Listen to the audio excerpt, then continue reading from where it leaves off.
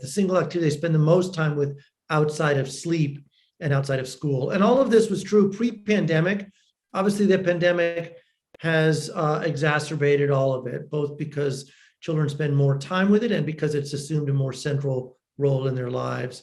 With tech and screens now constantly within reach for many children and adolescents, how can media content with themes like drug and alcohol use, unhealthy food, and violence affect them? Seeing violence on screen not only leads children to emulate it, but it desensitizes them to the effects of violence.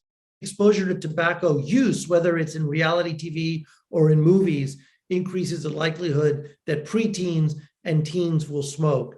It also increases the likelihood that they'll drink. You know, we banned alcohol advertising for a while. It's back now in mainstream audiovisual media because we believed that it increased the likelihood that kids would drink. And it does. With the return of it, we've seen an uptick in young adolescent use of alcohol. When we see people smoke or we see people eat junk food or we see people drink on TV, we very rarely see people develop lung cancer or alcoholism or have car accidents or develop unhealthy eating habits and overweight and obesity as a result of their eating habits. So, what can parents do to control the flood of content? Parents shouldn't be overwhelmed and they shouldn't feel guilty about their child's use of media, but they do need to be purposeful about it. They need to be thoughtful and deliberative about how their children use media, at what age, in what amounts,